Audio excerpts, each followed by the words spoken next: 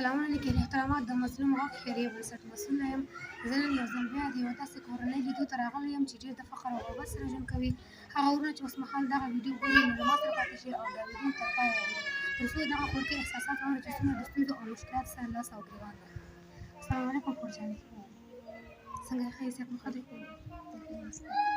شکر د الله رحم دی. ماشومان دې ښه دي؟ شکر ده.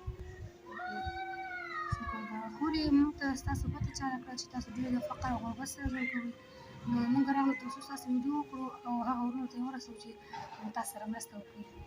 نو ستاسو د کور سرپرست لرئ، څه کار کوي؟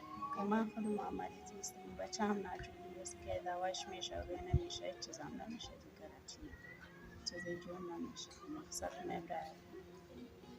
خب تاسو د نن لپاره څه درلوده چې ستاسو ماشومان وخوري؟ امروز چیزام نداشتم، چیز پشتکانی می‌خوردم، میتونم خوش خوردیم رفتیم مدرسه.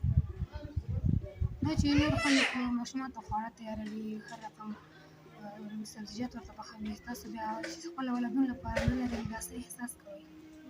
خیلی قراره گرفتیم چوب ششتیم دیگه اشته کردم خیلی هرچیتون روی صبح خیلی چوب ششتیم دیگه بیچاره بیان میکنیم اسکالا چرا هغه ورونه چې اوسمهال ستاسو ویډیو ګوري ته هغې نه څه غوښتنه لرئ؟ دیگه که یک چیزی کمک کنه که کمکی زندگی ما کم چی شد اشتکا بچکم سیر نان بخوریم یا چیزی شد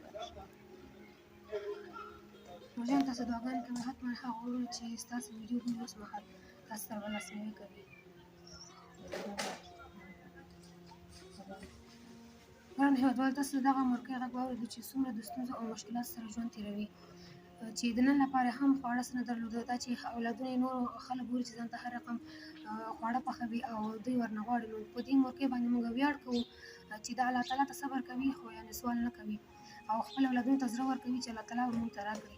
نو تاسو ورونو باندې غږ کوم چې راځئ له ما سره ملاتړ شئ او همکار شئ تر څو دغه خپل هېوادوال په شونډو مسکا راولو او د انسانیت حق ادا کړو.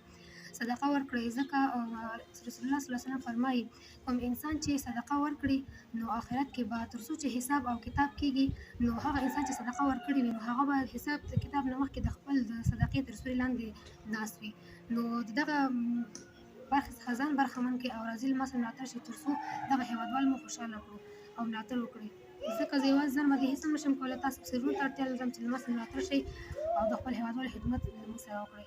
څوک غواړي چې خپلې مرستې په شفاف ډول تر اړمندو کورنیو ورسول شي، خپلې مرستې مظلوم غږ خیریه بنسټ ته وسپارئ. د مرستې لپاره زما د وټساپ شمېره ده 0 شپږ شپېته شپېته 9 سوه 2 څلوېښت. نور وخت نه نیسم.